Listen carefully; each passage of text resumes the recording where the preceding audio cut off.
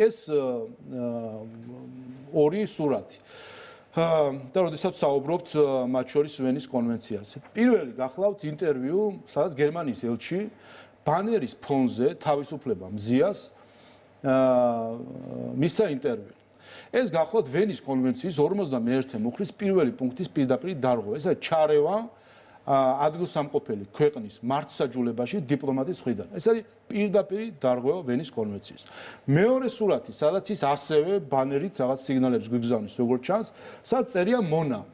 ელჩი აი ამის ფონზე პოზირებს და ფაქტობრივად ამ მესიჯს უგზავნის მათ, ვისაც რადიკალები ამ სიტყვით მიმართავენ, ხო? მიმართავენ ქართულ ოცნებას, მის ამომრჩეველს, მილიონ 100,000 ადამიანს აი ამ სიტყვით მონათი მიმართავენ. ეს გახლავთ გერმანიის კონსტიტუციის დარღვევა უკვე პირველი მუხლის. როდესაც გერმანიის ელჩი აი ასე იქცევა, რომ ის არღვევს ვენის კონვენციას, ის არღვევს გერმანიის კონსტიტუციას, ის აი ამ პერფორმანსი და გამოჩენით ეს მონებს ეძახის ხელისუფლების წარმომადგენლებს მილიონ 100,000 ადამიანს და ეს მე რამდენიმე ხნის უკან წინ ამაზე საჯაროთაც თქვი და ერთი სიტყვაც კი არ დაუძრავს იმაზე რომ წუხს შეიძლება არ იცოდა რა ეწერა იქ და ეხა ინანიებს მაგრამ რახან ამაზე სიტყვა არ დაუძრავს ესე იგი ძალიან კარგადაც იცოდა რაც იყო და გამოდის რომ მონას გვეძახის სხვათა შორის შეგახსენებთ იყო ერთი ცნობილი უკრაინელი ელჩი გერმანიაში ომის დასაწყისში თუ გახსოვთ საკმაოდ ექსტრავაგანტული ელჩი იყო რომელმაც ღვიძლის ძეხვი უწოდა გერმანიის კანცლერს ეხა არ ვიცი თუ კი ამ ელჩის დონეზე უნდა ჩვენთან ელჩები დავიდნენ აქ სხვა კულტურა არის აქ ძეხვის ღვიძლის ძეხვების ძახილს ელჩებისგან რა თქმა უნდა ქართველი ხალხი ვერ მოითმეს და ვერც მონას ძახილს ელჩის მხრიდან მონას ძახილს საქართველოს ხელისუფლება ვერ მოითმეს. ამიტომ დიპლომატიური არხებით გარდაიცვალა. მე პოლიტიკურად როგორც პარლამენტის წევრი ამაზე რეაგირებ. მაგრამ როდესაც გერმანიის საგარეო საქმეთა სამინისტრო აგზავნის წერილებს და შიგნით იწერება რომ რაღაც რეაქცია არის საჭირო, ამაზე არის საჭირო რეაქცია. თუ კი რამეზე არის.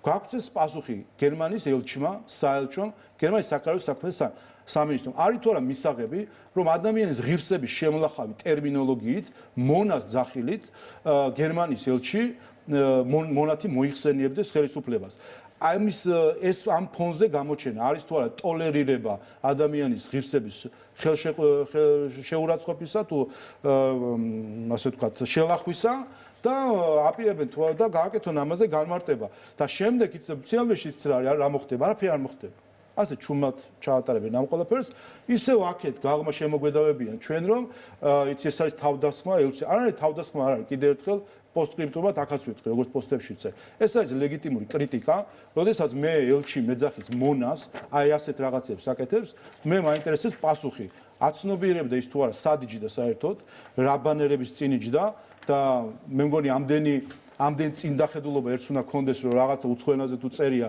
გაერკვეს ჯერ რა წერია იქნება და რა წერია იქნება გერმანული კულტურისთვის მიუღებელი რაღაც ტერმინები წერია და არის ტერმინები რომლის წინაც გამოჩენილი იყო გერმანიის ელჩი დღეს ის აღარ იქნებოდა ელჩი კი არა საერთოდ არ იქნებოდა დიპლომატიურ სამსახურში მაგრამ როდესაც ამას ქართულ ენაზე ამის წინ ჩდება გააკეთოს განმარტება ან იცოდა რა იყო ან არ იცოდა და მაშინ ბოდიში მოიხადოს და თქვას რომ ეს იყო რაღაცა შეცდომა, მაგრამ დღემდე არავის არ აუღია ეს ფოტო, მე ეს გავასაჯარო კიდევაც, არავის არ წაუშლია, არავის განმარტება არ გაუკეთებია. აქედან გამომდინარე ჩანს რომ გამოდის რომ გერმანიის ელჩი გვეძახის მონებს და თუ ეს მიაჩნია მას ელჩობად გერმანიისა, ალბათ საუკუნე შეეშალა გერმანიის ელჩობის. ერთ თემაც